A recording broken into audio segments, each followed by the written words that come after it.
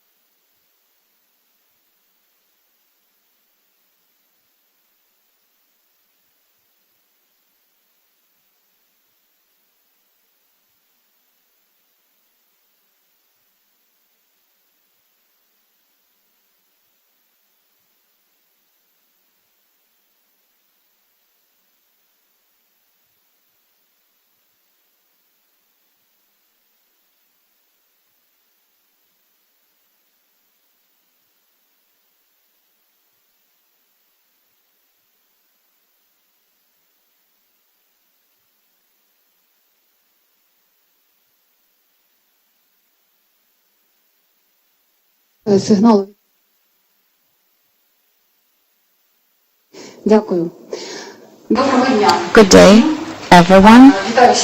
I greet everyone who found their time and arrived to this very interesting event. Today is the 15th of August, and we have gathered to present the book Art of War and Peace of David Kilcullen and Greg Mills, the world-known experts in politics and security. And before we start, I would like to introduce our guests. I know for sure that they are very tired because they have just returned from Kharkiv, and perhaps this will explain why I am the moderator today.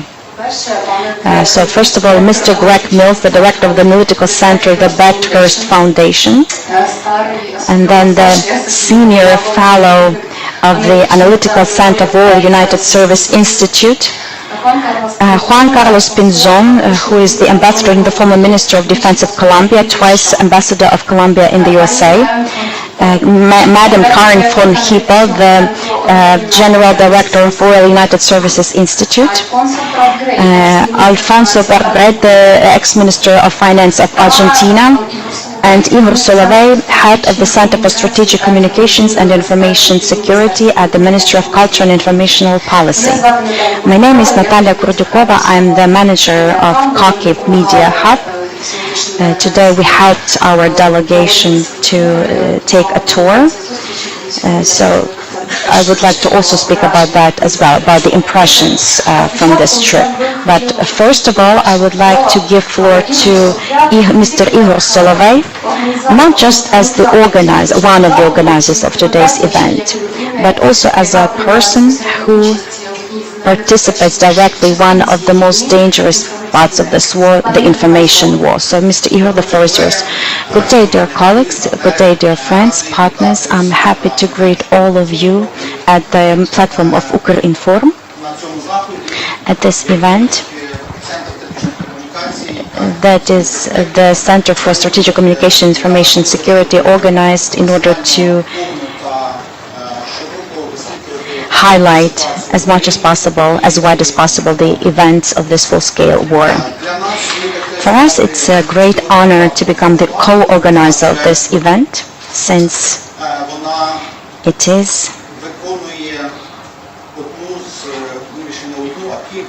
it fulfills a few of the tasks that are ahead of the state organizations, the Ukrainian society in general.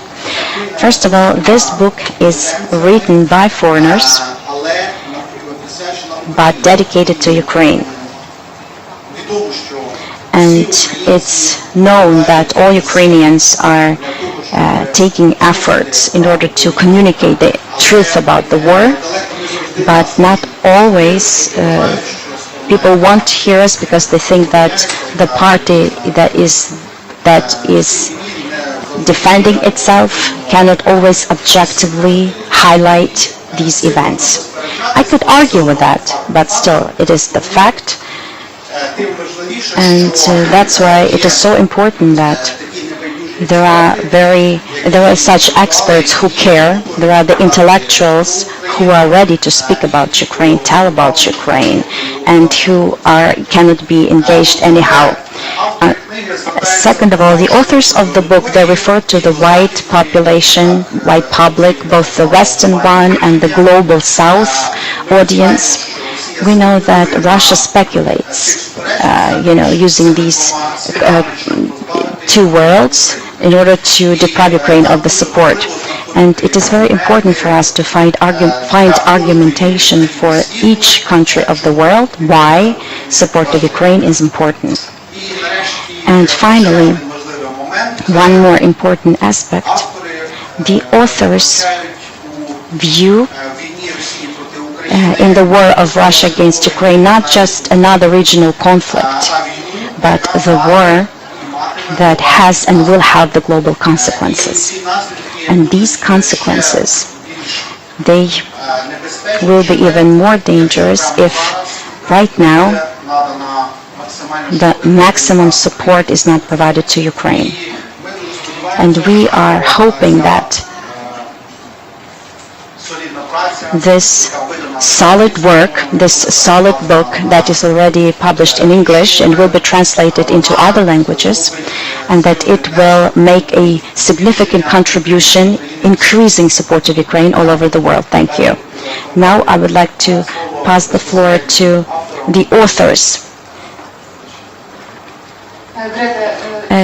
Mr. Greg, could you tell us, please, how many times have you visited Ukraine?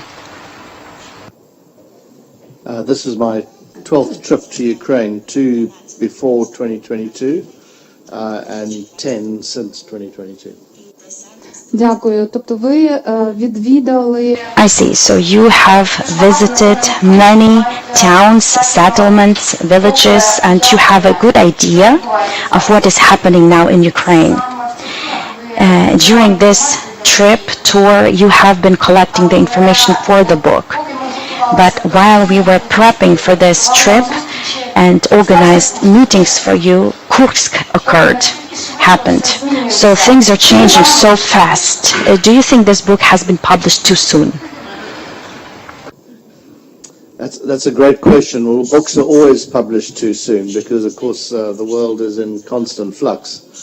But what we try and do is take a step backwards to look at the world through a strategic perspective and not just simply a tactical or operational perspective. And one of the notable features of the work of the Brenthurst Foundation, and I must single out the collaborative efforts particularly of Andriy Marison in the MOD here and Gregory Nemeria in the Rada's Parliamentary Portfolio Committee on Foreign Affairs, is that we've been able to do a great deal of field work. And this book is based on many visits, not just to Ukraine, but to countries all over the world which have been either in conflict or have come out of conflict to try and draw those lessons. So it's not intended to be a topical newspaper reflection, a media reflection on current events. What it is a strategic view of several things. One is the way in which war is changing. Secondly, to try and understand the likely sources of future war and the pattern of future war. Thirdly, how outsiders might best contribute to solving these conflicts. Now, I am an African, despite the color of my skin. I am born and bred in Cape Town. I've been living in Johannesburg for more than 30 years, but most of my time, more than 2/3 of my working life, I have spent elsewhere in Africa. I'm currently the strategic advisor to the President of Zambia, for instance, and I have been the strategic advisor to more than 20 African heads of government over the last 30 years.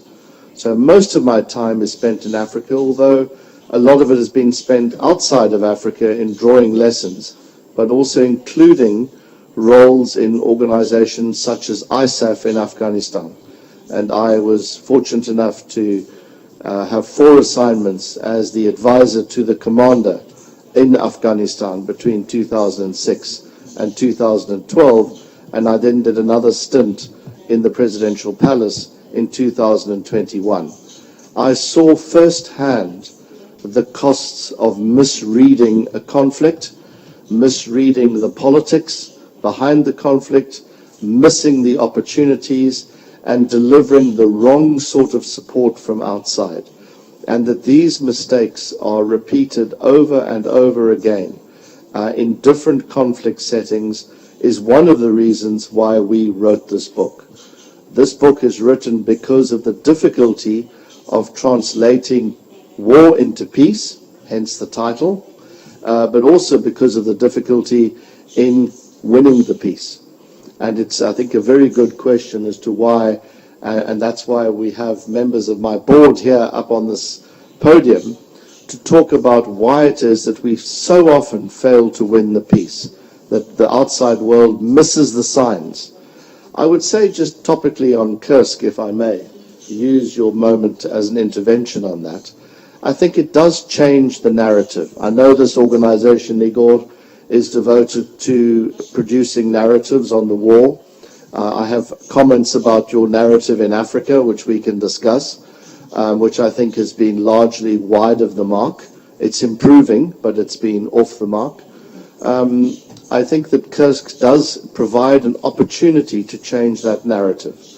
It provides an opportunity to see that this war was not just about Ukraine being able to withstand continued Russian attacks and turn the war, if I can use this terminology, from being really a science of war, being all about the numbers, the sheer weight of Russian numbers versus those of Ukraine, to being once more about the art of war.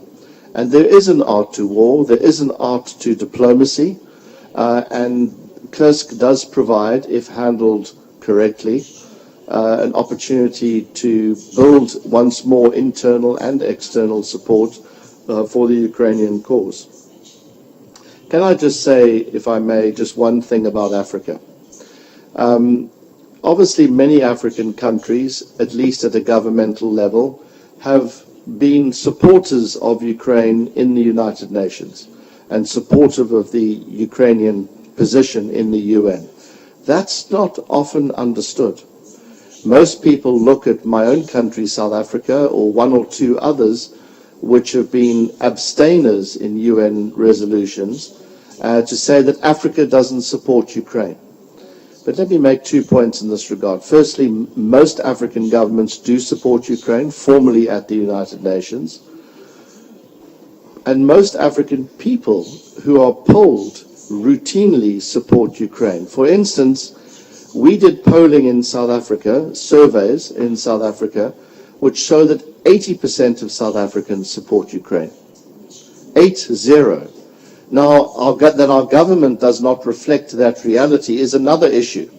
It's a problem for South Africa, it's a problem for the government. But most South Africans support Ukraine. Why is that the case? And sorry, these statistics are repeated across other African countries where we have conducted opinion polls, including in such countries as Tanzania and also in Zimbabwe, which are hardly could be seen as traditional supporters of Ukraine over Russia.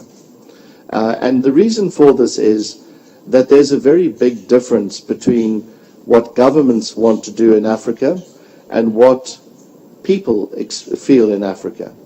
And this relates to the nature of the political system in much of the continent. Today, 93% of Africans live under authoritarian regimes. They're either partly free or unfree. 93%. But if you look at regular surveys across Africa, more than 70% of Africans routinely surveyed prefer democracy to any other form of government. So the ability of the Ukrainians to tap into that 70% is absolutely critical. This means a number of different things. One is the importance of linking your history to those of Africa, to making the struggle an anti-colonial struggle, indeed, which in many respects it is, which Africans can relate to perhaps in these circumstances to downplaying the relationship with the West, which of course, given that anti-colonial struggle, has a particular type of relationship with Ukraine, and then, with Russia, and also stressing human rights and democracy as absolutely key alongside the anti-colonial dimension to the relationship with Africa. So, yes, Kursk, in a long answer to your question, is illustrative of the dynamic nature of warfare. It's illustrative that nothing is preordained, that many choices remain within your power, which is very encouraging. It shows that diplomacy is absolutely, ultimately going to be at the forefront of the way in which, ultimately, I stress the word, and the way in which this war is concluded. And let me just finally make one comment about that. One of and I speak very much as a South African, one of the things we have learned, and I'm not saying that you should learn our lessons, that's not what I'm saying here, but one of the things that we have learned about peacemaking is that you need three components to make peace. You need for both parties to realize that there's more to be gained by ending fighting than continuing with it. That was certainly the case in South Africa in around 1990. Secondly, you need to have method and a shared investment in that methodology. And of course you need leadership and timing as part of that method. And thirdly, and critically in the case of Ukraine, I would argue, you need the outside world pushing together in the same direction. Everybody has to be pushing the parties to the negotiating table. And that, of course, clearly, in this very divided world, of which we discuss in this book, that clearly is lacking at this particular moment in history. So adopting those sort of three-pronged approach to peace negotiations and building external consensus is crucial in translating actions like Kursk into a peaceful reality. And that's going to be a undoubtedly long and difficult task. And let me say one final thing, because you mentioned Kharkiv. This is my second visit to Kharkiv, the first of our team here. I've also been to Kherson. I was there last year, twice to Odessa, and many times, of course, to Kiev over the last 2.5 years. The thing that impressed us most in Kharkiv was the extraordinary professionalism of your armed forces. I mean, the technological abilities, the level of integration of technology with people was something out of this world. And I say this as somebody who is an Afghan veteran. It really is cutting edge, state-of-the-art, and illustrates the sorts of capabilities that are going to win modern warfare, particularly conventional warfare. And it gave us, I think, a slightly different view to the rather pessimistic view that you get out there in the international community constantly of the sort of weight of numbers, this view that Ukraine is at the mercy eventually just of the sheer empirical number game, the quantitative game that Russia has as an advantage. It also, I think, makes it very clear that Ukraine has been operating under severe constraints from the international community, one of which is in terms of caveats on the use of equipment, applied by some but not all, and the other is simply on the quantity of weapons provided, and that was very clearly expressed to us. It's clear that those restraints are going to have to be lifted if Ukraine is to have a reasonable, if not equal, chance of making peace at the negotiating table ultimately with Russia. So those were our big takeaways from Kursk.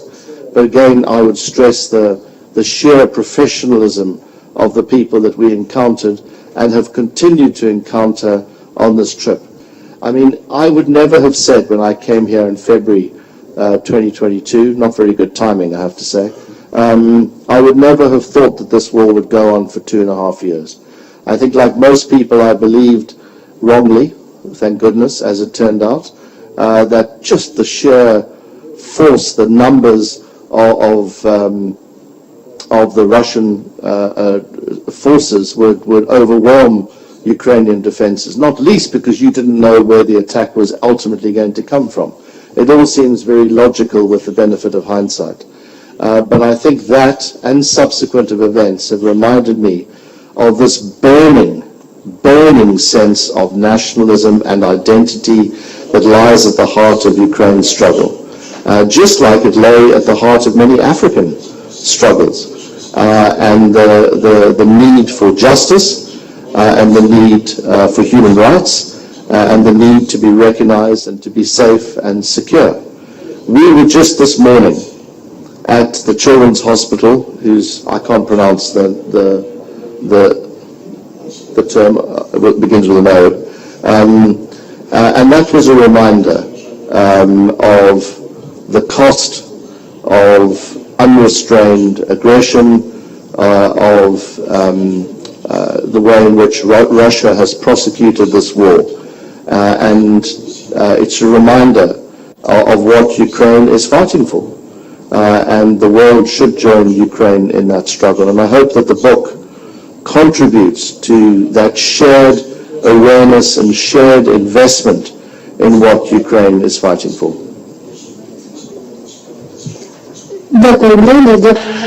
Thank you, Greg. Thank you for your understanding, for your support of Ukraine. I'd like to pass the floor over to Juan-Carlos Pinzon to ask him,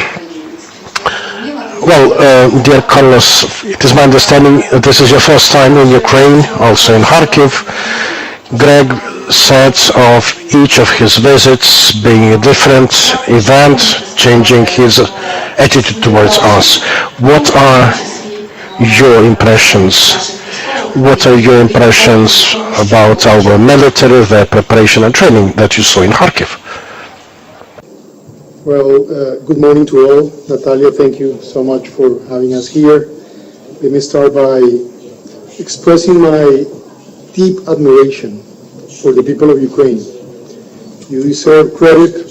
You deserve all kinds of praising for what you're doing here. This country, I have found, is a country of peaceful people. There's people that was and is willing to live in peace, to live in democracy, to live in freedom, to build their lives, to protect their children, to have a future, to be ingenious and use technology for a better future. But this country is under an aggression. This country is not waging a war because they choose to have a war. This country is defending itself from a dramatic, violent, extreme aggression that very few countries, very few peoples in the world have seen. I just saw that in Kharkiv. I just saw that in the Children's Hospital here and in many places.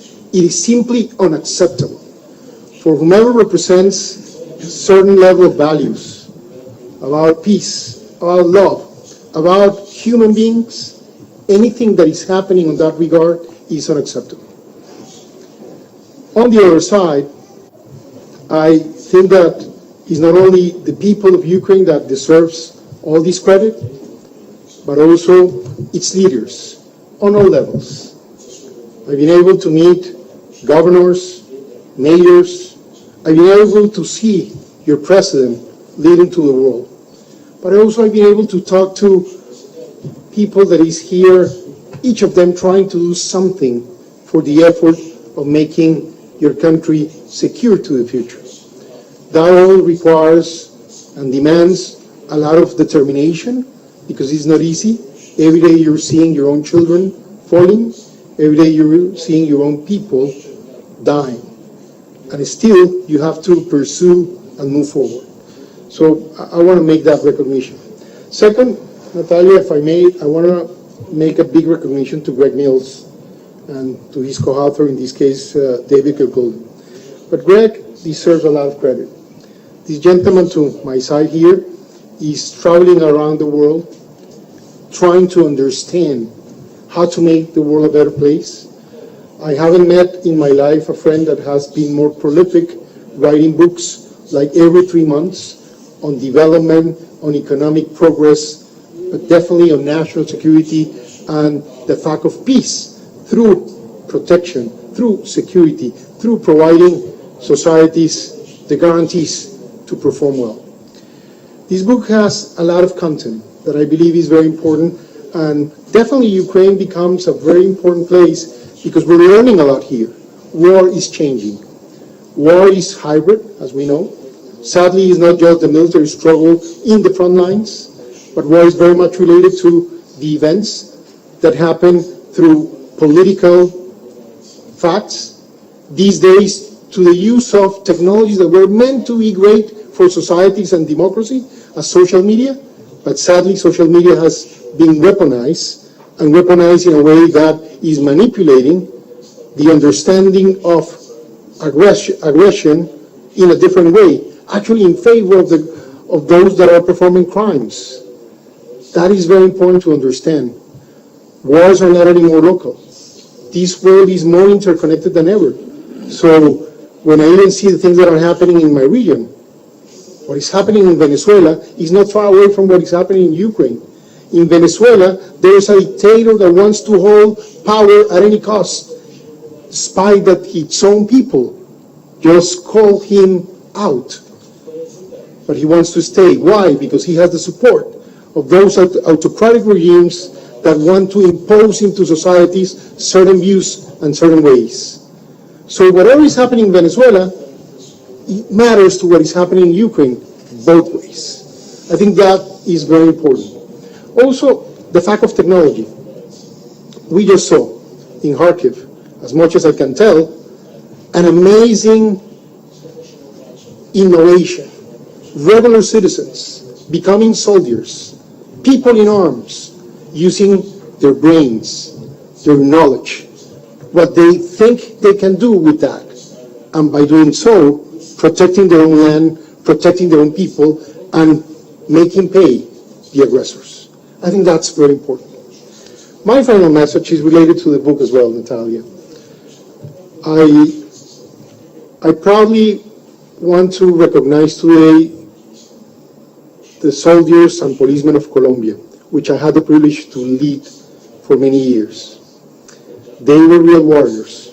Some of them even come to this part of the world to fight for their own families and for their own needs, and fighting on your side. They were heroes. They won the military spectrum, the military echelon of the war we had against aggressors. In your case, your aggressor is a nation state led with a group of, I would say, autocrats, of persons that are willing to do anything for their views. In our case, the aggressors were terrorist organizations that were ready to use terrorism, violence against people in order to achieve their own ideological or even business-wise intentions. In the military security echelon, our military provided victory, as you can do here. But here's what matters. Wars do not end when the struggles come to end. Wars have other phases. On good faith, we would say that because we don't want more people falling and dying, it's important to end hostilities, to cease fire, to end wars. But on the other side, there's people that doesn't have good faith. And they will use diplomacy and political tools for the purpose of waging war in the present to position themselves, and later on in the future to achieve their objectives. Be aware of that. In my frank opinion, I'm always sad to what happened to my own country. We achieved military victory with a lot of sacrifice and commitment, a lot of blood, a lot of legs that we lost from these young kids. And we hope for peace, and there was a peace negotiation. But sadly, the outcome was that it has been used by those who were defeated in the field to later on take benefit of impunity, get a prize for aggressors, and worse than all, later on trying to impose their own ideology through political means. I think that's a message and an experience that I believe the Ukrainian people, the Ukrainian nation needs to look at. Sure, you need peace, and I hope you get it soon, but be aware of the next objectives and what happens next. My final line is Kursk and what I just saw in Kharkiv. This is not the time to be shy. If the world and we, those who believe in democracy, in freedom, in peace, believe in what we believe, this is a time of full support to this country on all possible means. Hopefully, those countries that have the budget, the military capabilities, and the capacity to bring to Ukraine additional power, this is the time. This is the time because even that can create an opportunity for a real peace. So that will be my conclusion. You deserve a lot of credit, your people, your military, you nation, but we need to be behind on all possible ways. I personally feel I will be behind the Ukraine effort by telling this story to the world and by pushing this agenda of freedom, peace, and democracy for the good of all. Thank you, Natalia. Thank you, Juan-Carlos. Just to specify, yesterday and the day before yesterday, our guests met representatives of Charter Battalion in Kharkiv Oblast, with people from Latin America, also from Colombia, fighting our side and being victims of this fight. Big thanks to you. Now, Karin, my next question goes to you. RUSI was established not in response to some other threat, but rather to learn from experience, from innovative experience, to make it workable. Your experience from your visit in Ukraine, what have you seen, what have you learned here? Thank you very much, and thank you for hosting us today, and thank you for welcoming us here. It's my first visit to Ukraine, and at my think tank, at my research center in London, we've been working on Ukraine since before the war broke out. We had a small team here the week before the war started, and we had to take them out just a few days beforehand.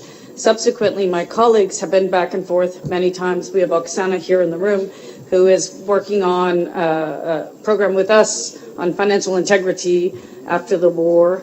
So it's, we've been quite involved. I do a lot of media work on Ukraine, follow it very closely, and yet you get humbled when you come and visit a country in person, obviously, because you learn so much more by seeing it firsthand, by talking to people, and seeing the reality of what's happening on the ground. So whether that's, the difference between even what's happening here in Kyiv all the way through to Kharkiv, where it's more in your face. But even today, as Greg mentioned, going to the hospital here just reminds you how very real and horrible it is. So I take back more humility when I go back to London, but I think it's even more important that we all think about how we communicate about what's happening here. I think, as Juan-Carlos said, and as Ihor said at the start, our foreign partners need to be part of this war on communications, because the Russians are so good at messaging, and so we need to be more creative in pushing back. So I think those are my first impressions. If I could just say one more point about what's happening right now. I think at the global level, we're certainly shifting from this post-World War II order to a different order. And we don't know what that is yet. So we're in the middle of this very big transformation. And I think the war here, for many of us, has exposed a number of the schisms and the challenges, whether that's the global south that we say with really in many ways Western perceptions about conflict or other changes. And so it's very interesting to watch as this war is happening in real time, the learning that's happening here. We've all learned so much from watching you. I mean, I think Ambassador today said, you guys are making huge advances in diplomacy ahead of everyone else. We've seen the defense technology innovation. We've seen innovation in the way you communicate. You send your people everywhere and they stay on message and they communicate in very effective ways. Your president is an incredible communicator. So it's been it's amazing learning from you because you're actually taking the lead on helping us as we shift into a different order that we don't know what it will look like going forward. So that's been exciting to watch. It's depressing and tragic at the same time, but we're grateful for your leadership in this space. And I think after this war is over, I've heard many people in the UK talk about how we will be, the Ukrainian military will be training other European militaries. You're much more sophisticated now than other militaries.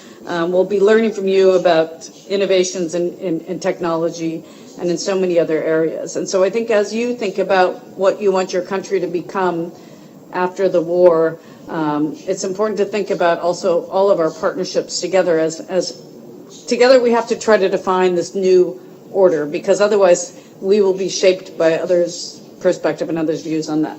So thank you, Natalia. Thank you, Karin. Я хочу передати слово. I'd like to pass the floor over to Alfonso Prat Gay, former Minister of Finance of Argentina. My question is as follows. You've seen Ukraine now. What is the key message you could deliver to your fellow countrymen upon return home? Well, thank you so much, Natalia. Thank you, everyone, for coming over today.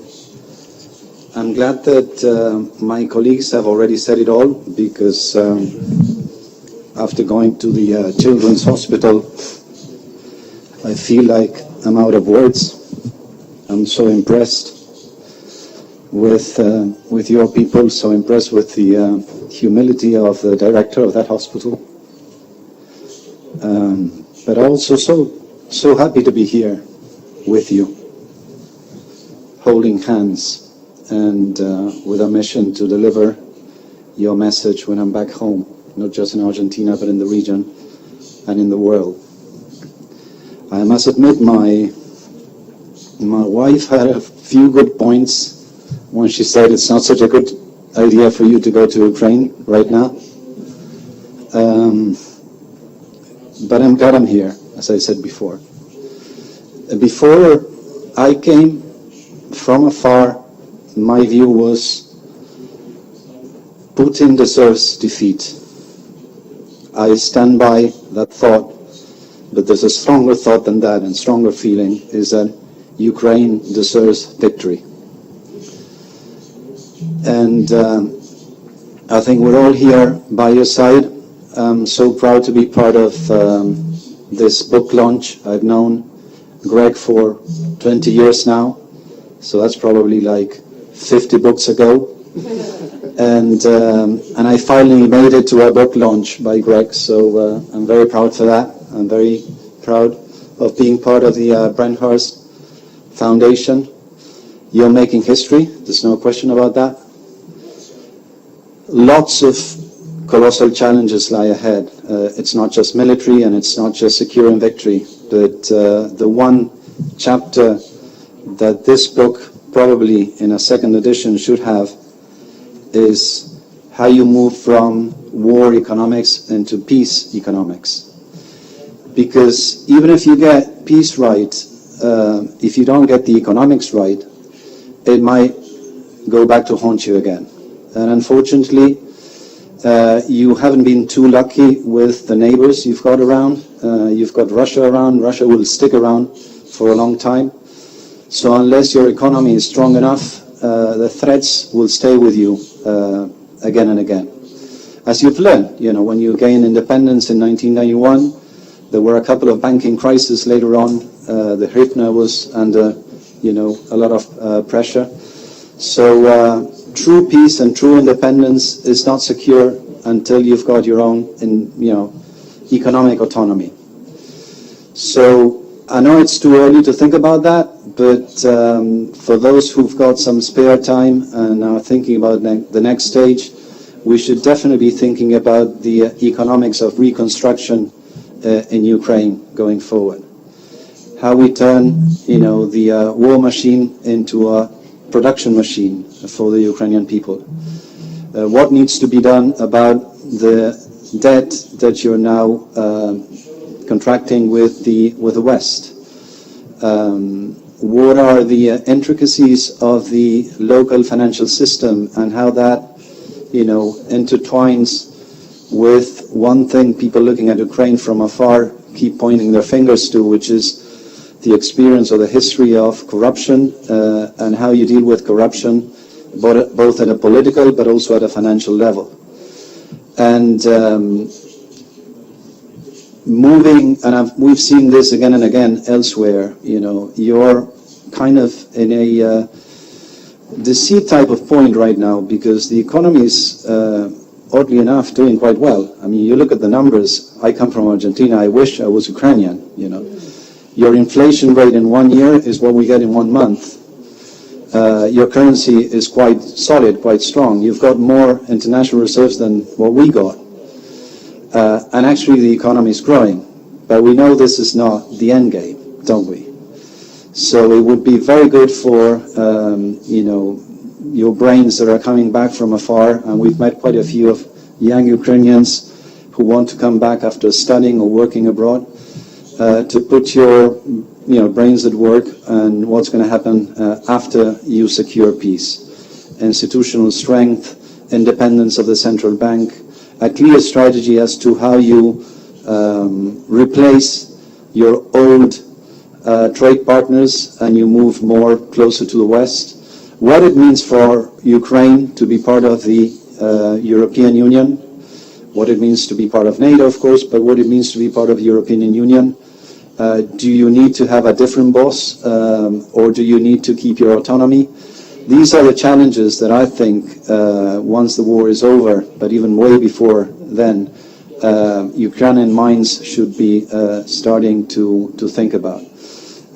So that's basically my message. I'm just so happy to be here, so proud of your fight, and so proud that you're allowing me to get this experience, not only, Natalia, to spread it to the rest of the world, but to go back home and put it at work at my own hometown, my own home country. Thank you. Дякую дуже, дякую за питання. Thank you so much for the support, for understanding. Of course, apart from thinking about how we are to communicate to the rest of the world about ourselves, we also have to think about our internal, work. And I would like to now refer to the audience. Do you have any comments, or would you like to have some feedback? Please, now the floor is open for this. So my name is Kovalenko, and Colonel and Director of Department of International Cooperation, MOD. First of all, we will never be thank you enough for helping us. And I would like to suggest that we should think not about today. If we think the war started in 2022 or in 2014, we are wrong. We started this war, okay, well, not we are fighting this war, last for 100 years, as simple as that. So back in 2014, I am grateful for the UK for the Operational Orbital that you started. And it was purely Ukrainian-American mission back in September 2014. Then the Brits came, then the Canadians. At the end of the day, it was 12 nations who provided training for us. And as I remember, for 2020, it was about 100,000 Ukrainians trained by Western instructors. So that's essential part of the war. So that's my observation. My question.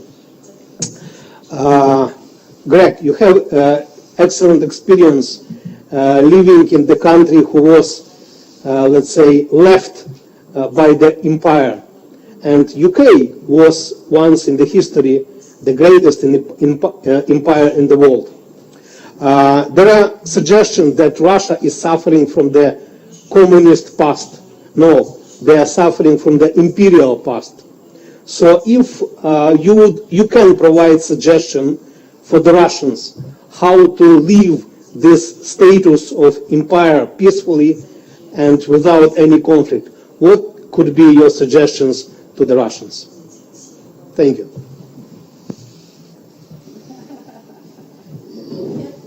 Yeah, please. Sure, that's a bit like have you stopped beating your wife question, but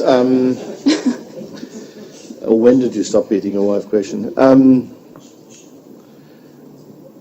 Karin asked me, and this is one of the great advantages of being in a group that visits anywhere, because if you are a solo actor and a solo researcher, you're dependent on your own ingenuity and getting ideas from the people that you meet. But if you're traveling in a group, people ask you difficult questions, uncomfortable questions, which make you think. And she asked an uncomfortable question yesterday, among many, but one that I recall, which was, what was it like to be a white South African who did not agree with apartheid, but who was living in the system? And I can only speak very personally. My colleague Ray Hartley has a different experience. But when we were, and I'm not trying not to be too long because it's a subject which I'm passionate about, but when we were young, once a long time ago, when we left school, we had two choices, or maybe 2.5 choices. The first was you went to the army because you had to go to the army, or you went to study if you were lucky enough to be exempt temporarily from going to the army. Or if you did not want to do both of those, you left the country. Now that option was available to a very, very small number of people. So your choices were essentially binary. You participated in something, or you tried to study. And the problem was, I left school at 17. So you're very young. I was a very young 17. I'm a very young 60 now. But the problem was that you ended up doing things that you probably shouldn't have done. You ended up doing courses of study that really were not suited to you, because it takes a while to work out what you want to do with your lives. But that's a different story. But your choices were very limited. And one of the challenges that we had as white South Africans, and Ray's experience is different, was that you are a product of your circumstance. So if you were a young white South African male, you had a particular outlook on life. You probably only encountered black people who worked for your family. And in my case, my world changed quite fundamentally, because the school that I attended, I was very fortunate to go to a very good school, they decided in their infinite wisdom to appoint a black teacher to teach African languages. The first time ever. So when I was 13 years old, I got a black teacher. And he never taught us the language. He taught us what it was like to be a black South African. And eventually just 3 of us took his class, out of a class of 80, all the way through school. And I could not wait for his classes, because they were it was like a world opening to me that had been closed, because the black people we met worked for my father, or they worked in the garden, or they delivered things to the house, and it opened up and exposed a completely different world. So it's a long way of saying we were hostages to our circumstance. And what Russians have to realize is that there is another way, that they should not be hostages of their past history, which some South Africans are still today. But interestingly, it's not white South Africans, I think, who are hostages to the history. It's more black South Africans who are hostages to the history of struggle, the sense of hurt that goes with that, and pride being damaged. And that's quite difficult to deal with because it takes many generations. You mentioned, Colonel, 400 years. There's a sad axiom in conflict studies, and Juan-Carlos will know this very well, is the period of recovery is at least as long as the period of decline. So if you spend 5 years going backwards, it can take you at least 5 years to get back to where you were before you began your downturn. And in most African circumstances, it's much longer than that. So this is a long process. It's going to demand a great deal of change, but it's not impossible. And I do think that if I could bring it up to the current reality, that Kursk is incredibly important strategically because it reminds Russians that they're not invulnerable, that this war has a cost. Of course, it may provoke a reaction that we hope it doesn't, but it reminds that it has a cost to them. It's not just the number of troops being killed in areas that they don't know about or don't know the families of, but there's a cost in terms of what Russians hold dear. So I would say that it's going to be painful, but it's very important. The key element is political leadership. And let me give you some hope. In 1993, Ray, I'm just checking, we held a referendum in South Africa on political change.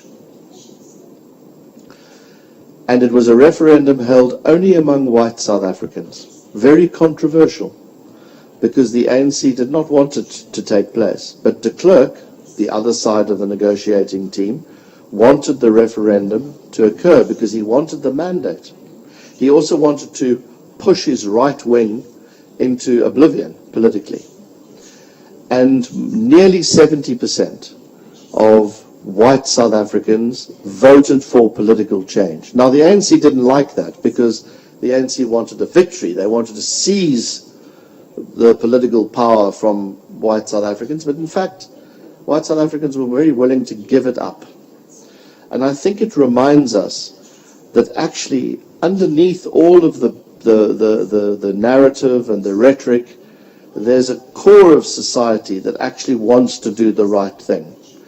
And I often say, maybe wrongly because of where I come from, that white South Africans were liberated at least as much by the end of apartheid as black South Africans. The world changed for us much more than the world changed for other people. So my message to Russians, to your question, would be very simple, which is, it's your moment of liberation, actually, as much as it is Ukraine's moment of liberation. Throw off being a hostage of your past, a prisoner of your past.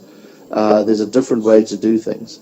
And that, of course, is a great fear to elites, because, well, you know why. It's very obvious.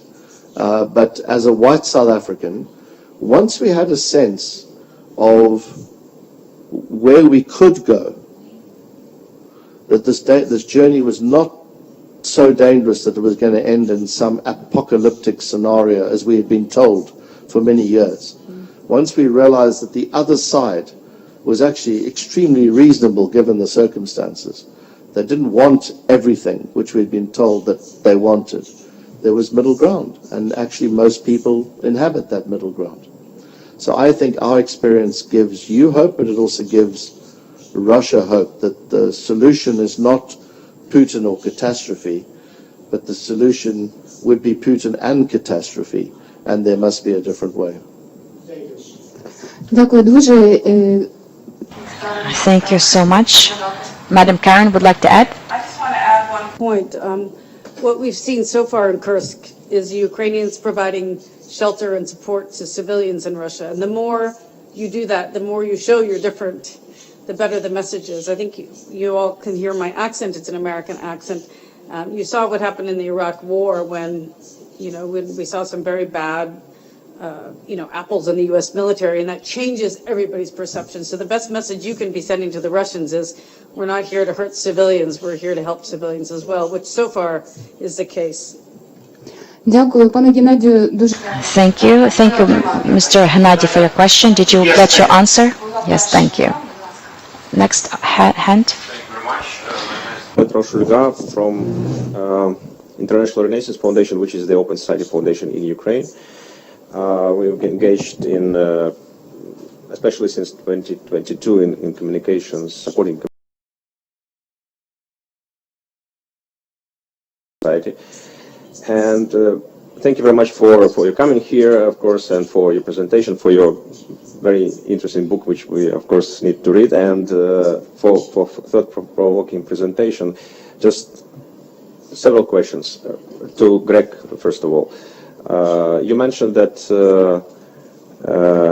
your advice is that, well, like Ukrainian narrative is off the mark in Africa, largely, and your advice to emphasize more the anti-colonial struggle.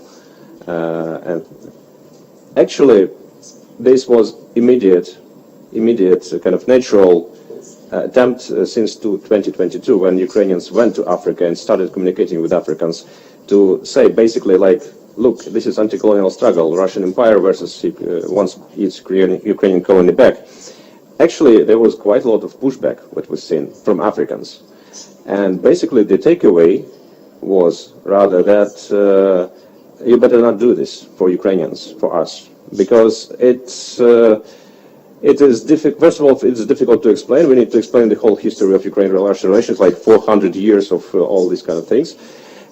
And we don't necessarily have time for that. And second, we see that in many cases Africans might be like jealous, like we are stepping into their own narrative, and like, you know, it's kind of some of audiences were not really receiving this back, and we had really pushback, and actually basically a lot of friends advised us not to do that. And I think that now this is one of takeaways, kind of, which is more or less kind of for Ukrainians working in Africa not to do that, not to do these narratives, actually to concentrate on other things. And actually another thing is you said that one thing is what people think, and the other thing is what governments do in Africa in relation to Ukraine. And this is actually the question. Because ultimately what Ukraine needs is actually the question is what support from which side Ukrainians need more. Because, I mean, yes, on the level of people, it would be brilliant to have this support. But if support of the people does not reflect in governmental policies, as you said, it's in most cases not the real democratic regimes, is it worth investing a lot of effort into reaching out to people, which is, well, not easy, frankly speaking, also geographically, and a lot of cost here, and ultimately not having the result in the end. And that brings me to the final question. You mentioned also negotiating table. And kind of, I mean, I think definitely we all understand that there are totally different natures of conflicts, right? So Ukraine-Russia is full-scale interstate conflict. It's not like many others in the world. And here, moreover, we have very clear-cut identification of who is aggressor and who is the victim. This is fully confirmed by United Nations General Assembly resolutions condemning Russian aggression, kind of absolutely legally, politically definition by UN General Assembly. This is Russian aggression. And immediate demand from United Nations General Assembly, all resolutions which most African states, as you said, most African governments supported, immediate demand for Russians to withdraw from Ukrainian territory in internationally recognized borders. So basically when we talk about peace plans and kind of all this kind of stuff, basically there is clear basic requirement which is voted by majority of the United Nations General Assembly what Russians need to do. And the only thing is how to press Russians to do that. In my opinion, I mean, I'm really very much surprised how we always hear this kind of both sides need to come to the negotiating table and kind of international pressure need to be applied on both sides and all this kind of stuff. No, this is clear way, this clear understanding of what is sustainable, just and comprehensive peace. The basic prerequisite is Russians withdrawing from Ukraine, stopping its aggression. But the problem is that, my observation is that many governments, especially governments, I mean, not talking people are of course different. But many governments actually rather tend to talk about peace now or peace soon, some kind of peace, any kind of peace, rather than really just and comprehensive and sustainable peace. And the only prerequisite for this is actually to pressure Russia. And they do not want to pressure Russia. I don't know why. Maybe, I mean, I have my Пане hypothesis, Дмитре, я but перепрошую. maybe you can reflect why those governments do not want to pressure Russia to go there, to support the vision of peace what they voted for. Thank you. Дякую дуже. Грег, давайте почнемо з першого. Thank you so much, Greg. I suggest we start with the first question. Do Ukrainians have the right to intervene in the narratives of others? It's a very big question.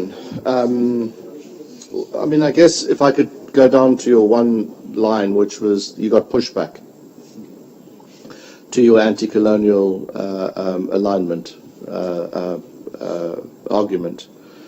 I'm not sure if you did get pushback, and I'd ask the question, who did you get pushback from? Because if you remember right at the beginning of the war, probably the most popular piece that was said about Ukraine was that by Ambassador Martin Kimani of Kenya at the United Nations, where he made a very clear correlation between Russia, what Russia was doing, and Ukraine's struggle as being a colonial, anti-colonial one, and that Africa should realize the costs of going down this path.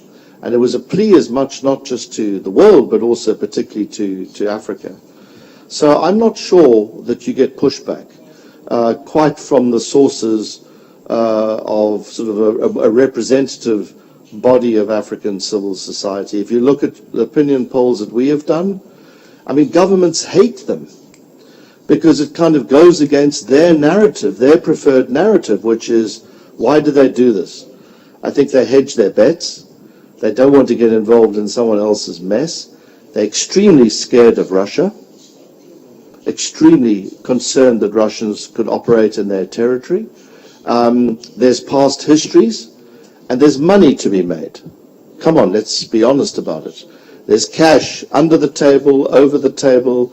There are international conferences at Sochi on offer, among all sorts of things. And then on top of all of this, and there's many layers to this onion, on top of all of this, there's the prospect of sort of global realignment in broad terms, which is represented, I think, in some part by the BRICS, which is a recalibration of international order, changing the foundations of power, even though the BRICS themselves cannot agree on the formulation of that change in power, they still agree that they want to change global power structures. And then you get these confusing arguments about UN reform and multipolarity versus unipolarity and the moral equivalence that's made and so on and so forth. And it goes down many rabbit holes in the process. But the pushback is not generally from African civil society. Now, one of the things we have done as a foundation, and Andriy Marison will know, at great effort and at great cost, is bring African leaders to Ukraine. But what we have selected is we brought African oppositions to Ukraine. Because in many cases they probably represent the majority of people in their country, it's hard to know. But certainly they have a very powerful constituency, and in many cases they are also younger. They represent much less the facelift generation than the Facebook generation or the Instagram generation. And so we brought Bobby Wine here, who's a very famous African reggae artist and also the leader of the opposition in Uganda. He produced 2 songs in Lviv, which had more than 25 million views on YouTube. Now that is your audience. That's the way in which you bring Africans onto your side. If the governments don't want to play, you play with the other side. And so I think your diplomacy, I'm not saying it hasn't learned lessons, that's clearly not the case. You've been very adept and adroit and nimble-footed in your diplomacy, clearly. But I think in Africa, if one side doesn't want to play with you, then you choose another side to play with. and bring about pressure internally as much as externally. I think it's in To Kill a Mockingbird where they say you need to walk in somebody else's shoes for a while. And I think that Africans understand what it is to walk in your shoes. I think to an extent now you understand, maybe it's been for 400 years, what it's like to walk in, for them to walk in your shoes. But I do think there's this confusion. And let's be blunt, the confusion is also because Ukraine has, out of necessity, had to go to the West for assistance. And the West has, let's be kind, an ambiguous history towards Africa. And in some cases is seen as being responsible for all of the ills that Africa faces today. And then you add on to that very active Russian involvement in the Sahel, very active Russian involvement in media, very active Russian involvement in enterprises, in arms sales, the second largest arms sales, the source of the second largest amount of arms sales to Africa is from Russia. So these are all factors which shape perceptions. But then to simply try and keep changing minds with governments who are captured, and that's a very South African term, are captured by Russia, I think is going to be a lot of energy wasted. I think you've got to try and do something else. You know, our largest group of South African newspapers, the so-called independent group of newspapers. Now, Ray was the editor of the Sunday Times, but it wasn't part of this group, so I'm making that very careful distinction. He recently got a medal from the Russians. Okay, so now that's what you're up against. And then you need to align your operations accordingly. And I understand that there's a very big difference at the negotiating table in the way you have in the cases that are being presented. I do get that. I do think you need to understand, to go back to this point, why it is that some countries don't pressure Russia and what the pressure points on them could be. I do think that many African leaders, if I was to be completely blunt, quite like Putin's model.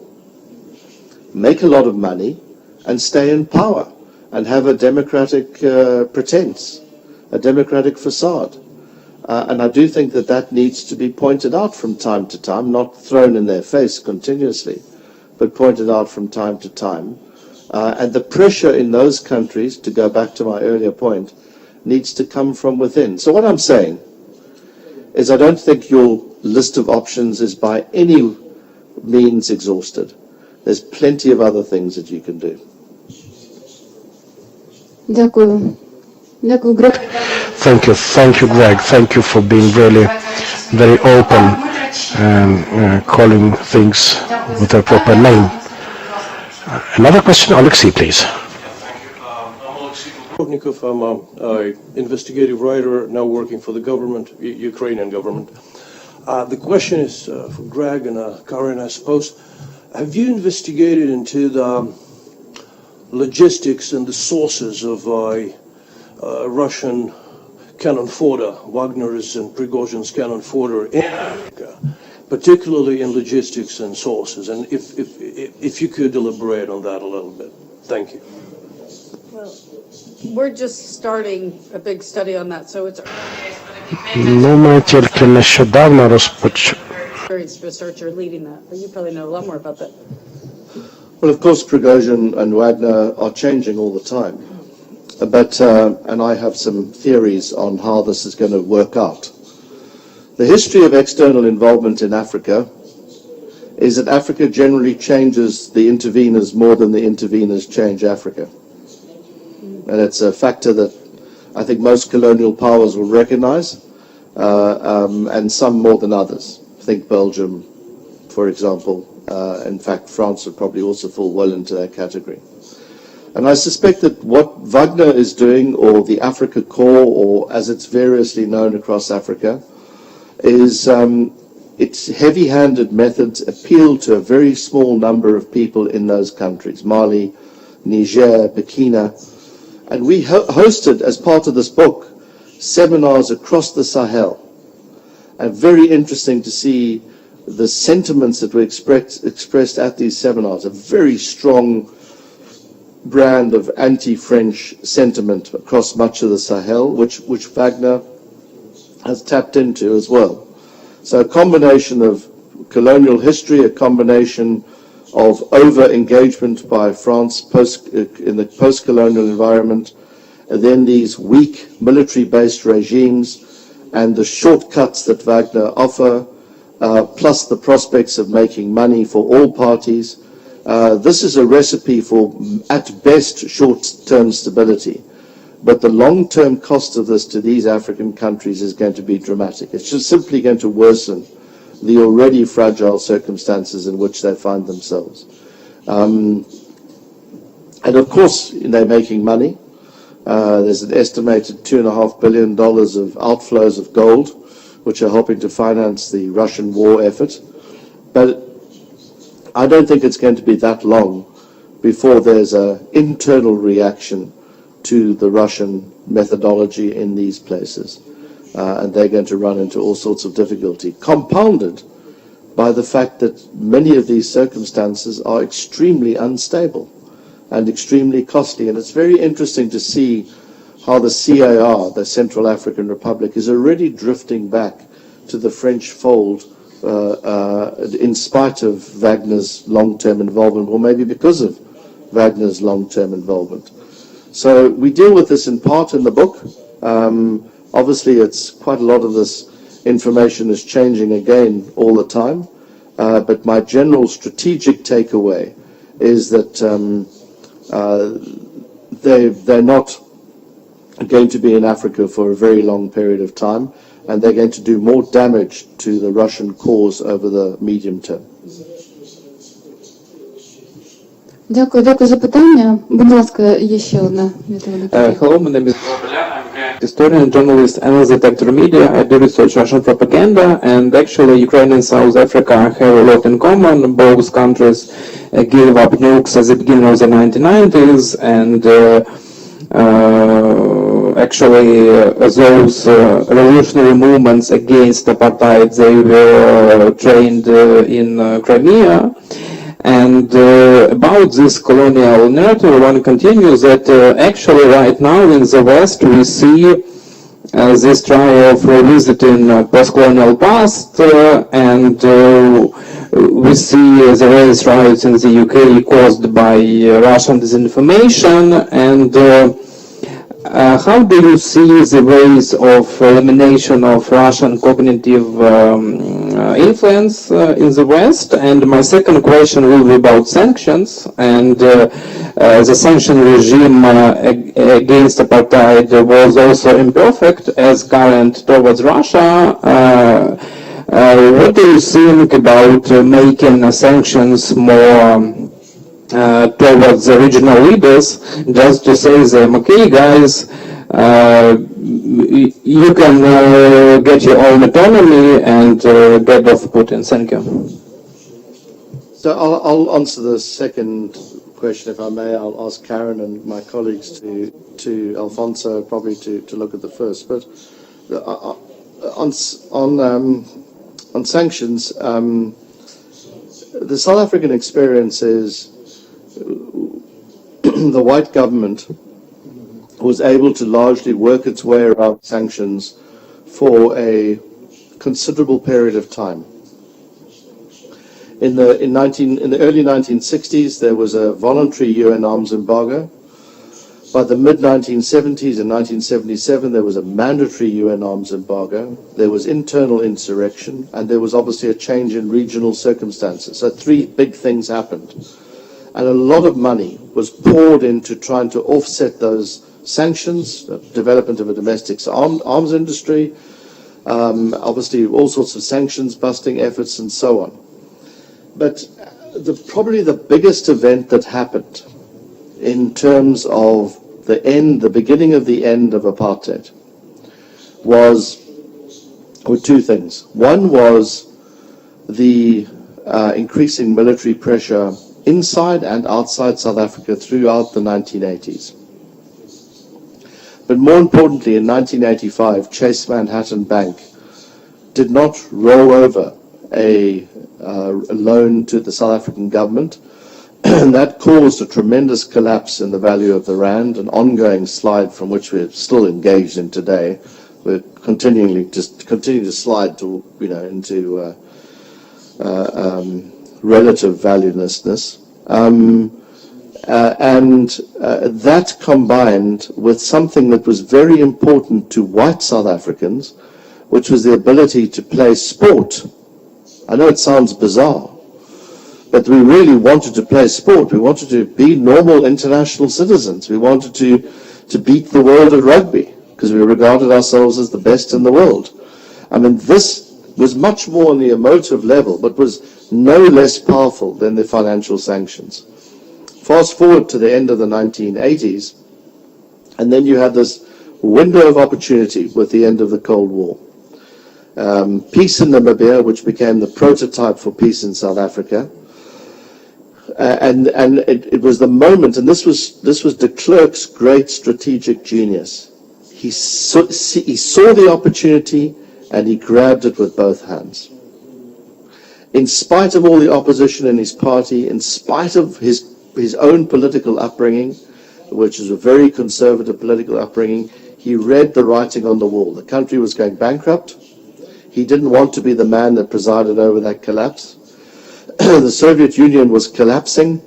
That offered a window of opportunity in terms of regional relationships and making peace in the region. And then obviously the internal security situation had deteriorated to the point that the South African government felt that they had to change direction because they couldn't keep killing their own people. And all that confluence of all of those factors, plus the economic domain, and very importantly, the outflow of white capital, the outflow of capital, human capital, skills, people, knowledge, markets, as well as finances, that all had an effect. So sanctions were part of it, but it was the fact that South Africans actually wanted to be part of a normal global community that was perhaps the least well understood aspect to the sanctions regime. But when job opportunities became fewer, that the economy became tighter, that we really started to feel the heat by the end of the 1980s, this all contributed massively. Now, can more be done with sanctions? Undoubtedly. South Africa will never lead that, ironically, because we don't like a moral equivalence with apartheid. We'll never put Russia's actions into the same bracket as apartheid. Apartheid was a special crime. It's the logic and the argument that the ANC lives off. So we'll never advance sanctions like that. And then, of course, you've got various countries in Western Europe who are very entwined with the Russian economy. And you know, we have a lovely saying in South Africa, which is a controversial saying, which is business never found a government it didn't like. They will do business with whomever, and it needs to be pointed out to them what they are doing on a regular basis. And this is true in Africa today. It's true, it has been true with the South African government, which of course has now changed in its composition and direction after the May election. But it's true also, of course, with Russia. Business will always seek opportunity. That's what they are. And it has to be made much more difficult for them to do so. So I think much more, there's a section in the book that deals with sanctions. Much more can be done, but that's going to come at a cost.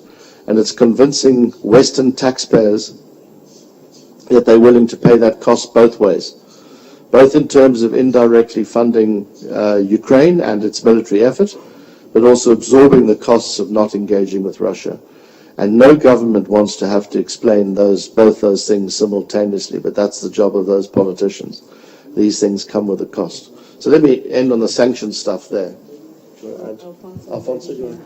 Да, будь ласка. Yeah, just to add to what Greg has just said, I think the novelty in this Ukraine-Russia case, when it comes down to sanctions, is the seizure of actual assets as opposed to the flow. And I think that regard is a new world. You even had the Swiss seizing assets that were owned by the Russians. I never thought I would have seen that. So to me, that's the effective part of the sanction element that Greg was referring to, the stock part. And I think when it comes to a peace agreement, my recommendation would be that the Ukrainians have to focus very strongly on making sure that that money gets back into Ukraine and pays for many of the debts that Ukraine has been running to defend themselves and to defend the region. When it comes to flow sanctions, my take is that they are as good as poor your enemies are, in the following sense, that in the case of South Africa back then had too many enemies, but Russia has a lot of friends and a lot of powerful friends. And the way around those sanctions, we all know it's got one name, it's China. Russia is making more money out of their oil and gas now than they were making prior to the war. And the only explanation to that is China. Iran, if you will, and some other autocratic governments. So I think we need to think a bit more about the flow sanctions, and going back closer to our region, maybe Juan-Carlos wants to say something about that. Our Latin case of sanctions is Venezuela and the Chavez regime and Maduro now in charge. When I look at the sanctions that Venezuela suffered since the regime, I think I'm not mistaken to claim that the sanctions were suffered by the Venezuelan people, not by the regime itself. So before we get carried away and pointing out fingers and just to have the good chill factor that we did what we had to do, I think we need to think more about sanctions. And if I have to pick one, it's a seizure of assets that will bring you a lot, far away than otherwise. Дякую, Альфонсо. Juan-Carlos. Thank you, Alfonso. Juan-Carlos, would you like to add something?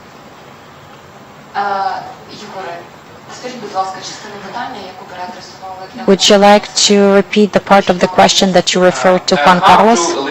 The Russian cognitive influence in the West, knowing these post-colonial traumas. Well, I think he asked you, Juan-Carlos, but I'll just briefly, it's a really important question. We all know that Putin has been an expert in this for many, many decades. And so they have a lot of advance on everyone else. You're absolutely right. The UK riots, I'm sure, were facilitated, but you don't hear a lot about that in the UK, actually. But I know you're right. I was on a panel on misinformation in London a few weeks ago, and there was a Ukrainian journalist with me, and she said she went to ChatGPT, and she said, how did the war in Ukraine start? Well, it's complicated. She asked all sorts of ways, and she didn't get the answer she thought she would get, which means that they are flooding the information market and controlling a lot of the data, because AI draws on the data that's there. So it's a huge challenge. And we also have seen that the internet companies are very slow at taking stuff down. They're not as proactive as they should be. So I'm not an expert in this. I don't have the answers, but I know that you guys are leading in so many areas. So I hope you come up with some very good answers and then send them to us so we can use them in the UK. I know Juan-Carlos was to come into it, but the last time I was in Kharkiv, about 18 months ago, I was sitting in a cafe interviewing people who had been POWs, and I had to do a radio talk-in program for an hour in South Africa, a very popular radio station called Cape Talk, and they had a debate between myself and a guy who was supportive of the Russian position. he portrayed himself as neutral, but he was, he was about as neutral as Putin. He said his piece in the very beginning, and then it was online, I was on the screen sitting in this cafe, and I said, well, I'm in Izium, and let me tell you what the Russians did in Izium. And that was pretty much the end of the discussion. I mean, he was just smoked. I think Ray was listening in South Africa saying it was an unequal struggle, and he basically just retreated and shut up for the rest of the conversation. The power of people being here and reporting from here is immense. I would encourage the Ukrainians to get as many people, to allow as many people, to facilitate as many trips by African and other journalists and doubters from countries that are doubters, particularly from countries that are doubters. Don't take countries that are already supporters, take the countries that are doubters and change the narrative from the inside out. Окей. Дякую дуже. Thank you so much for the questions and answers. We have 2 more questions from the audience. If we have time, we will have more, but... Thank you. Well, my name is from Buenos Aires, Argentina, and I'm the chairman of the Pan-American Forum of Young Politicians. Thank you for the invitation, and congratulations, David and Greg, for this book.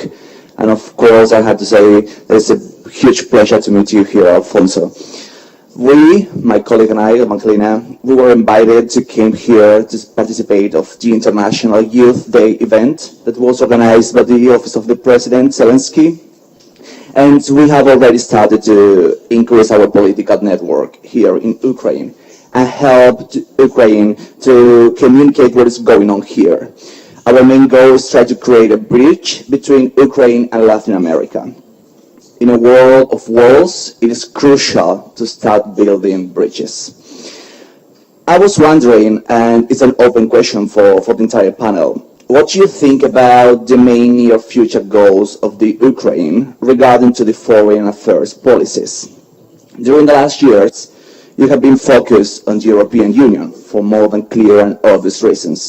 But with Vladimir Putin's wins during the last European Union elections and the problems that the EU is dealing with nowadays, I believe it is going to be crucial to move forward and try to find new allies all across the globe. The Americas, at least for me, represent an incredible opportunity for your country. And it is time to continue working with Latin America through your ambassadors, through those businessmen that are open to help Ukraine, and the human rights NGOs all across our continent. And also, I would love to know your opinion, to all of you, your opinion about the United States elections. I believe that we can control the consequences of a Democratic or a Republican win next November, just if we are united as one only American continent in favor of liberal democratic values. And that is why I believe it's going to be crucial that we have to start working as soon as possible. Thank you. Дякую за питання. Thank you for your question. It doesn't matter who starts, but so should Ukraine think about our course, or should be revisited? Of course, Ukraine will decide on their own, but we would like to hear your opinion.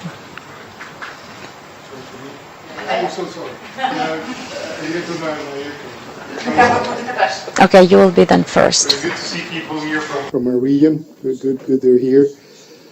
You know, from what you said and multiple things that I've been listening around, maybe let me give you some take in a nutshell.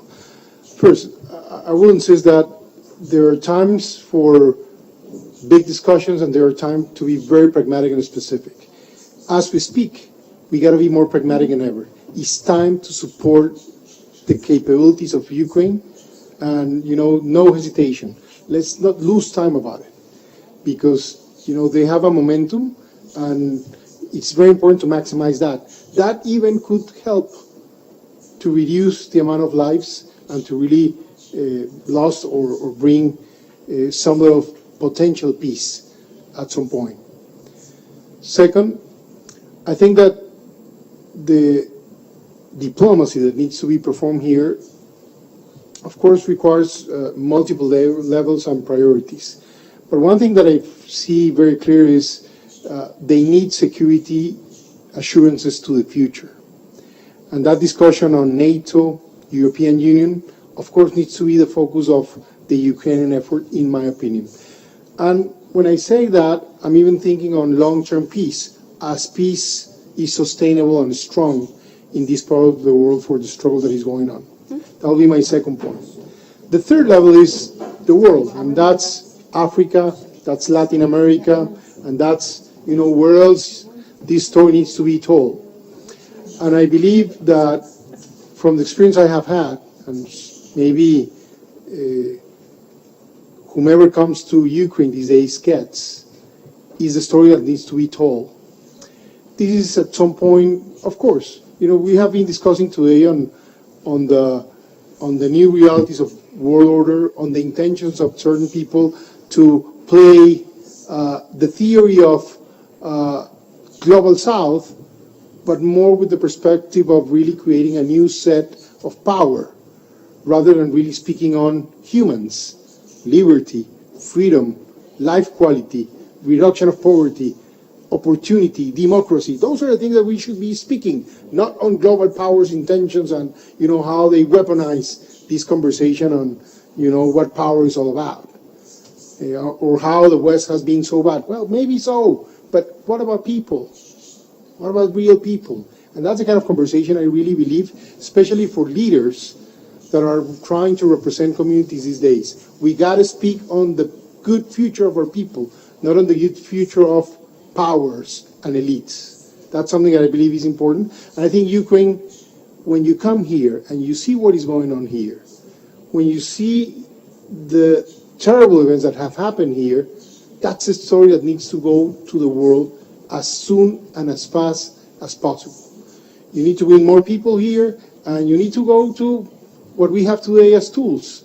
Social media, massively, documentaries, movies, and anything that educates societies. I think we need more Ukrainians to travel to the world and show in pictures, in lives, in videos, what has happened. Because that will really create this sense of understanding. And again, probably Greg has said that very much about Africa. It's about the people. It's about the people, how regular people feel connected to other regular people from a different place, and what are the needs of people of the future. It's how to have a good life, a good quality of life. I think that's very important. So with that, I leave that. Дякую, Alfonso. Thank you, Alfonso. I'm sure that you would like to also give your comment. Yeah, first, A pleasant surprise to find in this neck of the world a young fellow countryman that is also fighting for the same values. So I'm so proud. I'm happy that you came and that you posed the question. I'm sure you all guys are aware that President Zelensky spent a few hours in Argentina at the end of last year. The reason why I mentioned that is because I think that was probably a missed opportunity, in the sense that he only went for the presidential inauguration, and we Argentines, as far as I can tell, didn't see much else from Zelensky at a very critical time. To some extent, I think what has already been said about the diplomacy with Africa could apply to the region. And when it comes to South America, my advice would be to concentrate on Brazil. Brazil is kind of the odd man out. Lula is the odd man out. If there's a G7 meeting where Zelensky goes, Lula doesn't go. I mean, these childish games, we should just stop them on the tracks. Zelensky's got the power, the image. Ukraine has the force. If you allow me, fuck the guy. I mean, fuck Lula. Go and do whatever needs to be done, and use every opportunity. That's a very long trip. That's a very long trip to South America, and you've got the number one guy. So make good use of that, and I think that's a way of tying the knot and getting stronger links, and winning the battle of the hearts, as Greg was suggesting a while ago. you probably already know this, but in Argentina we've got a small, very strong Ukrainian community, very strong values. And it's very moving to see how they've been reacting all along, in small numbers, of course. Well, I think you also need to reach out to those communities and have those communities as your true ambassadors. And as already was said, an image is worth more than 1,000 words. Being here for a few days has already shocked our minds, as we are. So you are here, you've got the power, you've got the technology. Just send your message around and let the people know, what Russia is trying to do with your country. I think that's as powerful as it gets. I just wanted to add something from what Alfonso has said. And sadly, Latin America is not united, as is not the world these days. In the case of Latin America, there are too many neutral countries. Neutrality, in this case, is being in favor of the aggressor. I mean, you cannot be neutral here. There's a country that was attacked, and there's an aggressor. So you have to be for those that need to be defended, protected. Sadly, Mexico, Brazil, Venezuela, and many others have called themselves neutral. The good news is your country, Argentina. Argentina has clearly called itself on the side of Ukraine. And sadly, let me tell you a story of my country, Colombia. In Colombia, when the war started, we were the first country in Latin America. I was ambassador in Washington, and I feel very proud to, work from there to explain that we were the first country to support Ukraine, and especially to be against the aggression. That was a real line, against the aggression. Sadly, things change in my country, and we have moved to neutrality. What is neutrality? It's just allowing an aggression and somehow siding with their interests. I think that's very important. That's the real challenge, how to move people away from neutrality. Probably the best way is not necessarily to go to governments that are aligned with this play of global power that is around, but go to the peoples of the countries and show them how they should be aligned against aggressors. Thank you so much. I would like to ask you if you would like to comment on the elections in the United States, but we will have two more questions. Okay. I just want to say that we have two more questions and we have prepared the song and not so much time left, so please.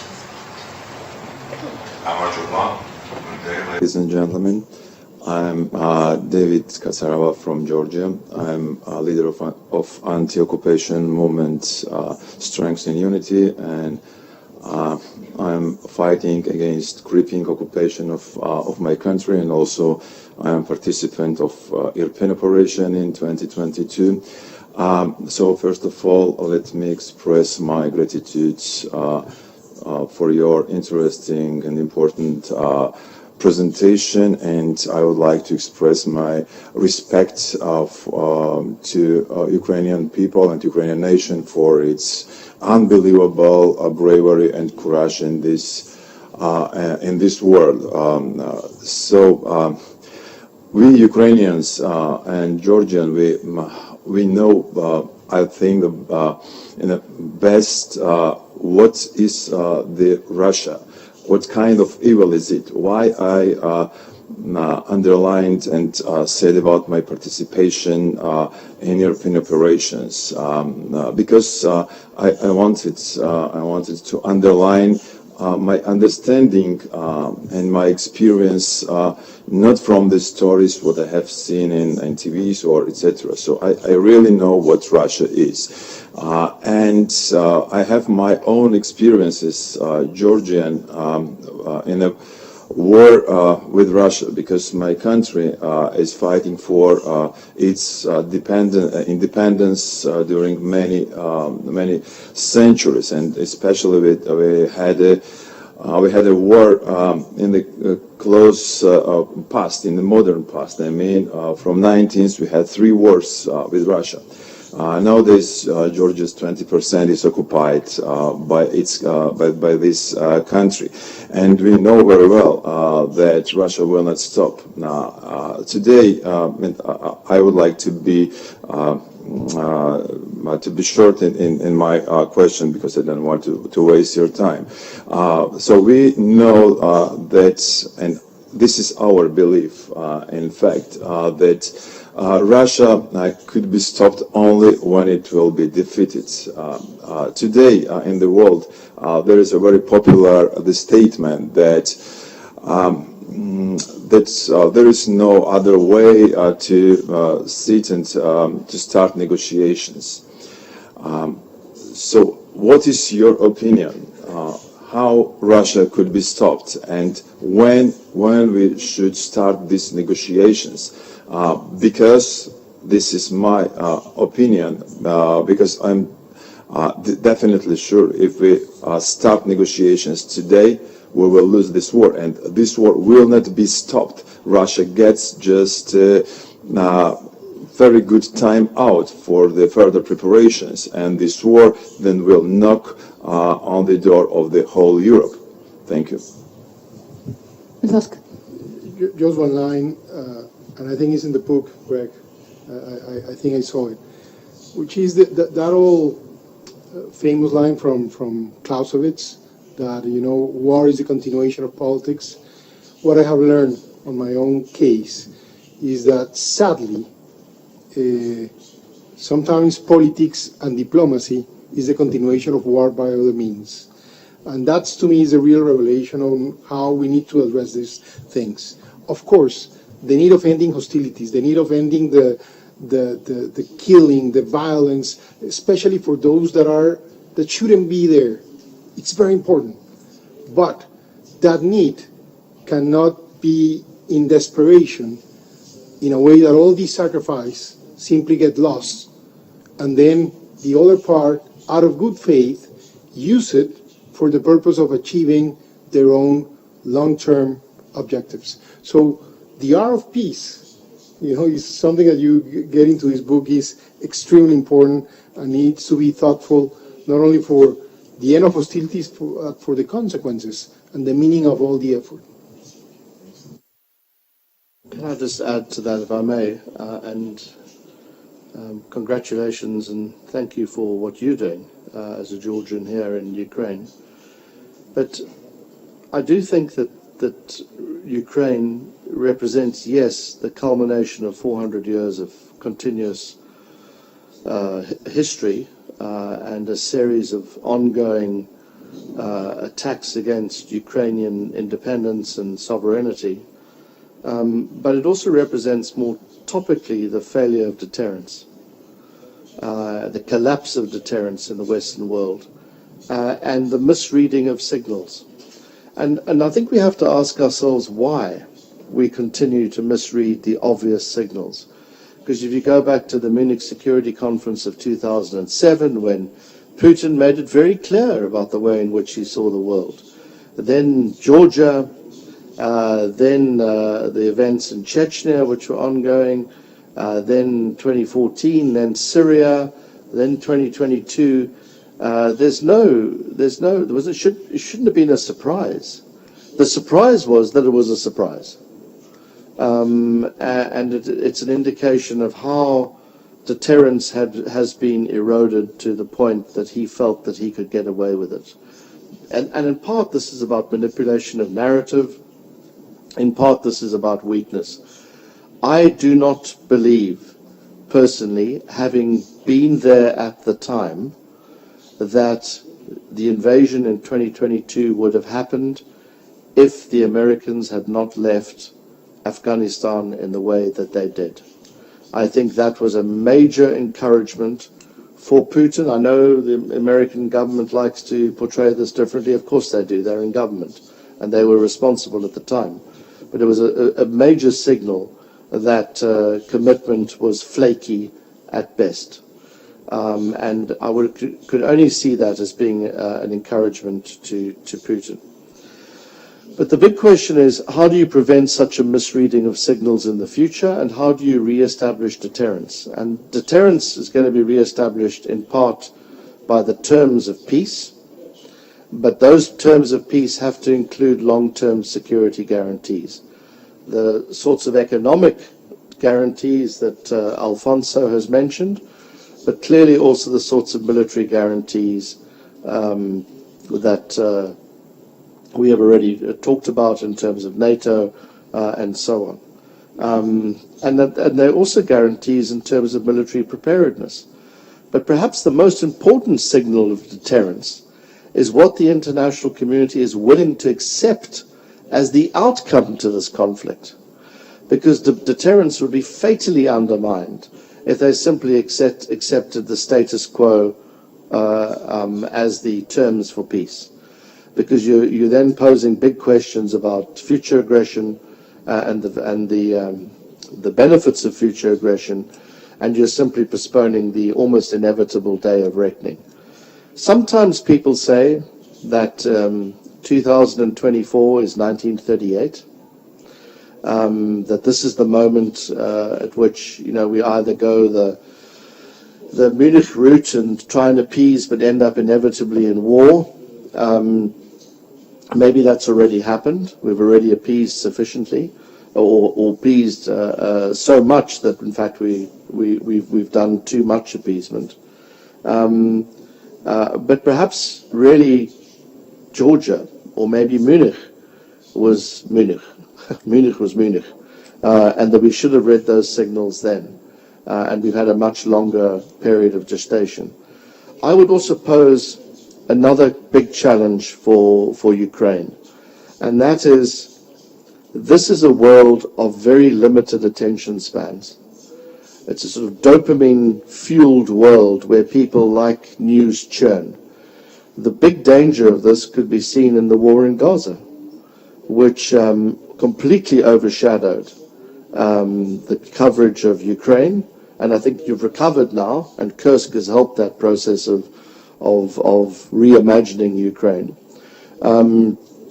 But clearly the world has a very limited attention span, compounded by a rather unhealthy dose of self-referentialism. That people are always looking at conflicts in terms of their own interests rather than wider interests, what it means for them rather than what it means for the international system in this case.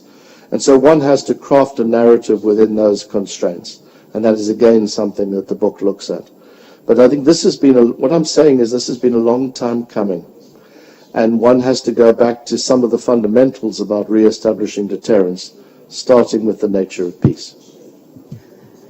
Я дуже дякую. Дуже короткі питання. Останнє і... Thank you. The very last question, I think, because we really have to wrap it up. And participants of this wonderful discussion. And as Karin said, I'm working with Royal United Services Institute here on the ground, and we are working with strengthening financial systems. So my question would be probably to Alfonso, who mentioned today that we need to think how we will transition from war to peace economy. And my question would be how we can attract more people from your perspective as ex-Minister of Finance, how we can persuade Ukrainians to come back, but also to attract international community to come to Ukraine. Thank you. I don't think you have a problem with the first group of people. From what I see and what I've been reading about, most young Ukrainians like you are willing to come back to fight for your country, and we're so impressed with that feeling. So that part of the equation, I think, you should have it sorted out. And once the war is over, you can put your efforts down into reconstruction and rebuilding, and to a peace economy. As for the second, I think you need to get the economic story right. I mean, the opportunities in Ukraine will be enormous once peace is achieved. But you need to make sure that we've got a way of saying it in Spanish: capital is coward. So you need to give some guarantees that the system will work, that the institutions are going to be strong enough, and that you're not likely to, if you're a foreign investor, you're not likely to lose everything you put into the country just because someone else thought that money was not yours anymore, which is what sometimes happens in emerging market countries.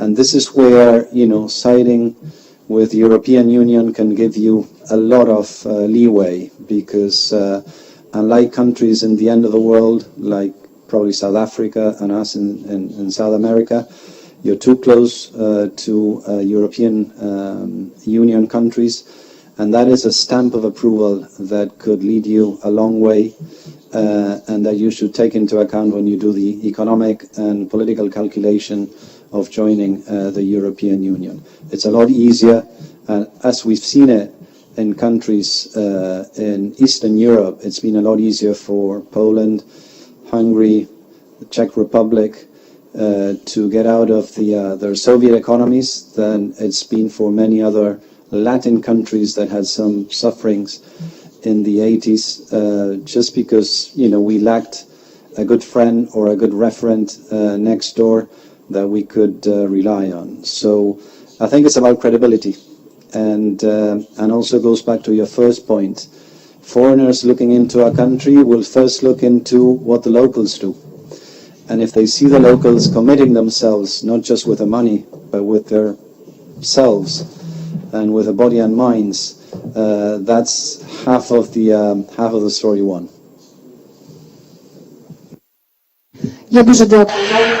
I thank so much. I can only imagine how interesting our discussion would be if we would read the book.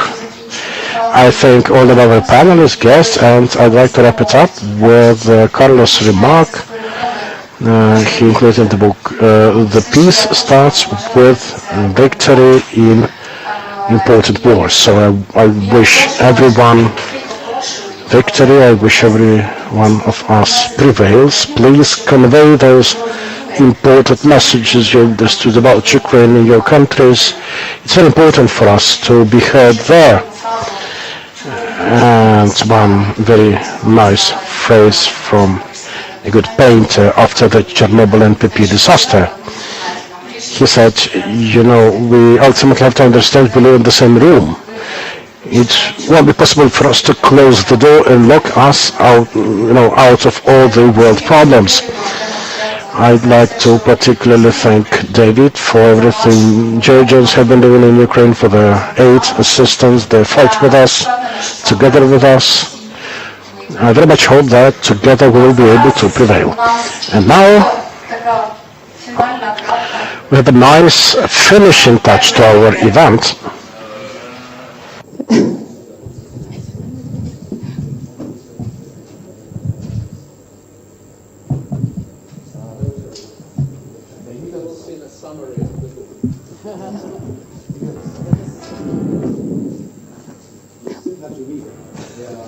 Musical interpretation.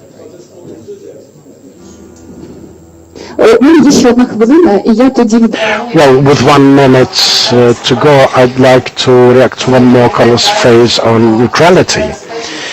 Neutrality is absolutely dangerous, also in journalism these days. Whenever big international media representatives speak about two different points of view, the balance of thoughts, I think this is exactly a neutrality that works for the reign of evil. It's not to scare you all away, but it's mainly to embarrass my children, because they'll go, "Oh God, no, you're not going to do this again." But Robin is a wonderful singer-songwriter from South Africa. He's had many #1 hits, and in fact, as recently as last year, he had another #1 hit in South Africa. So he's very well known. We call him our Bob Dylan. So there's 2 songs. The first one is a song that we recorded in Lviv with a band that I found on the streets of Lviv. And one lady played the bandura, and that song reached something like 15 million people on YouTube. There's a second song that we did, something similar, and then we've just written a song for this book. The first one we haven't rehearsed at all, so God knows what it's going to sound like. The second one rehearsed a little bit. So Robin, take it away.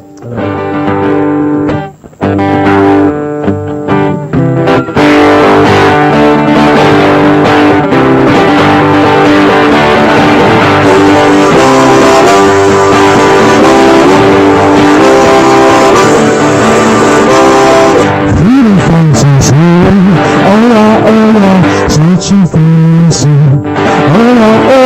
to be a victim, no solution, we have to persevere.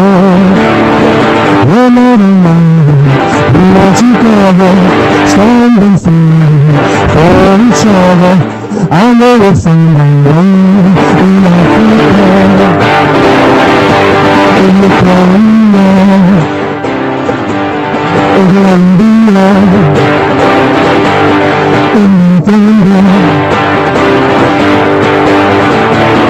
Would you take me to neglect?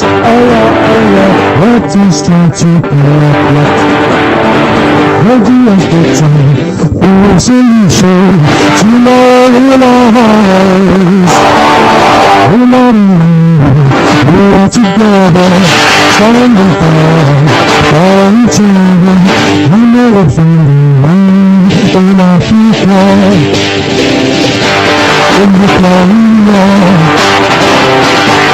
in Colombia, in Colombia.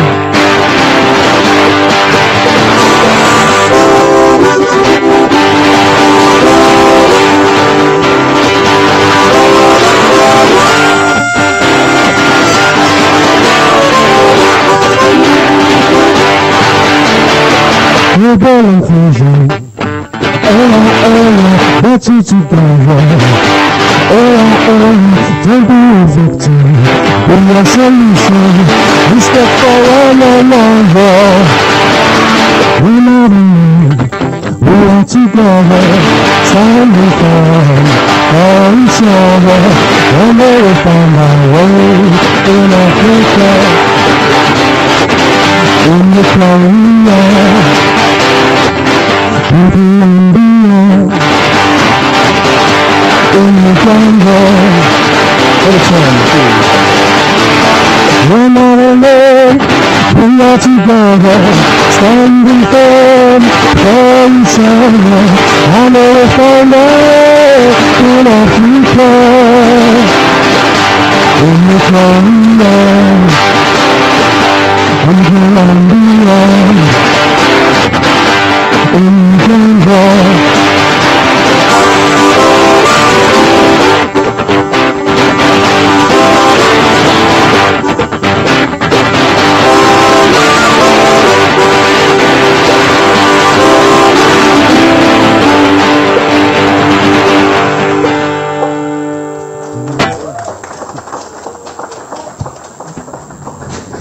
Слава Україні!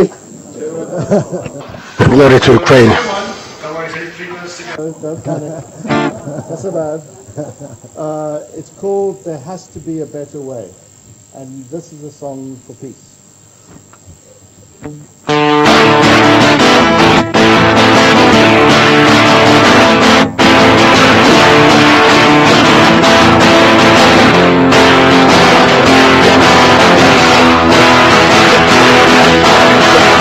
Has to be a better way.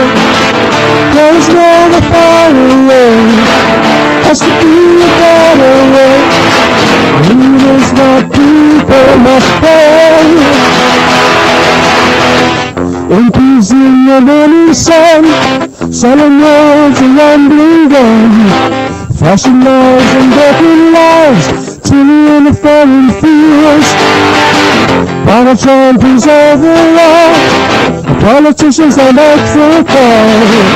Echo gospel down the hall, telling people to take the fall. Has to be a better way. There's not a far away. Has to be a better way. Leaders, not people, must fall. Armed to the teeth we see signs of the Sissy. Whose heart is lost so low? Holy was gone with the flow. I still on with the lights.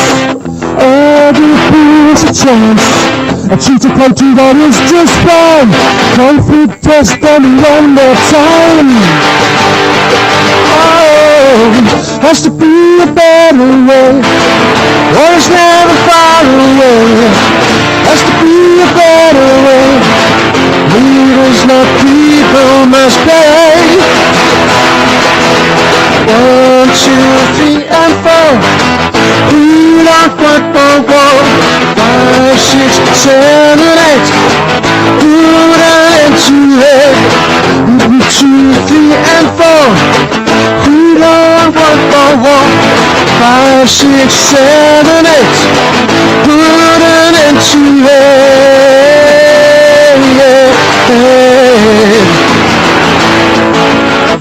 Has to be a better way. War's never far away. Has to be a better way. Leaders, not people, must pay. Oh, has to be a better way. War's never far away. Has to be a better way. Leaders, not people, must pay.